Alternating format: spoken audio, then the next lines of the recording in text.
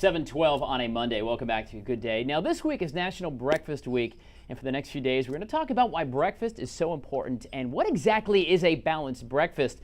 But this morning, we're talking about people who may not even have the meal as an option. In fact, almost 22% of households are unable to afford food in 2011. That number is absolutely staggering. Joining me this morning, Sue Berkowitz from the South Carolina Appleseed, and of course, Denise Holland from Hardship Food Bank. With a little closer look at the face and the reality of hunger in our state. And thank you both, ladies, for joining us this morning on a Monday. So I want to start with you. As I mentioned, 21.9% of households may not even be able to afford breakfast. That's right. Wow.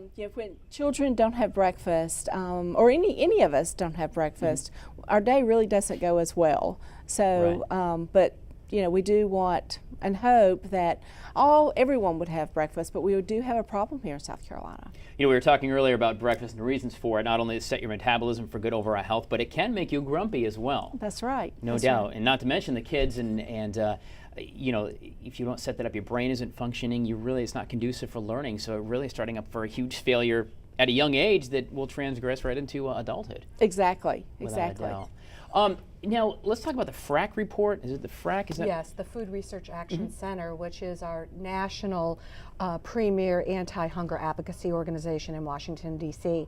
And they issued this report, and I think what we need to first remember is it's not just breakfast that 21.9% of South Carolinians are going without. It means generally food hardship in their household. It means over 20% of our state is suffering from not being able to bring food into the home. And when we think about that with households with children, that really does increase to well over 25%. We know 1 in 4 children in South Carolina are going hungry or are at risk of going hungry.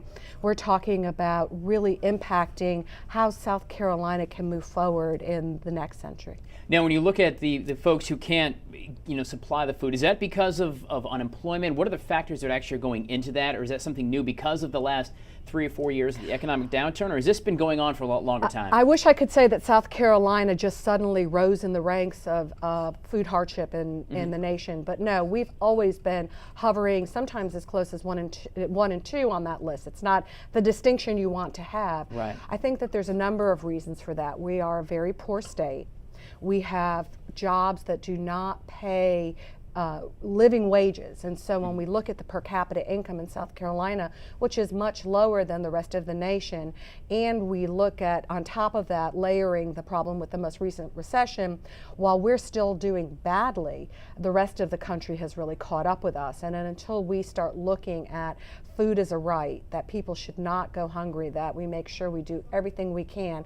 For example, all children should get breakfast at school, and we should serve it after the bell, so there's no problem about the kids getting there in time. Right. New Mexico just passed a law that says that. It's made a huge difference in children getting the food and nutrition they need in the morning. That way they're not worried about getting there in different times and school buses. That makes sense. Absolutely, and every child gets breakfast, so you don't worry about, we only single out the poor kids. You have it available for everyone, and then everybody does well.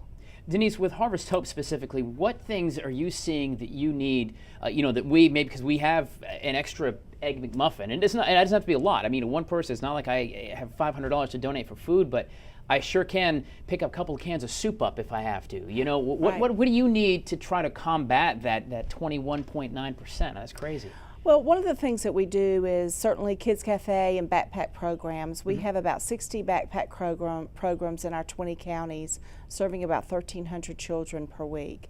And there's a lot more children that, number one, need to get on that program, and number two, want to get on that program.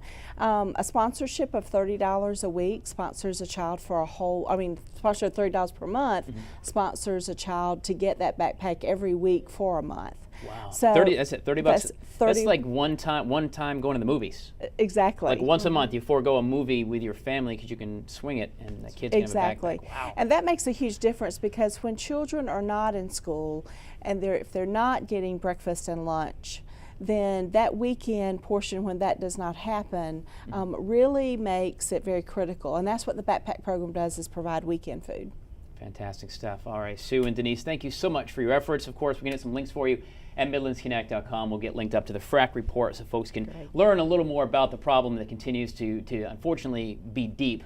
I'd like to see some of that combat, but of course, Harbor Soap Food Bank, and we'll get links to Harbor Soap and all that up for you as well. Ladies, thank you for coming in this morning. Thank you. Got it. Well, it looks like Lindsay Lohan's career is maybe beginning to shape up. The actress is slated to portray a legendary icon coming up in a movie. That is your Entertainment Watch on the way.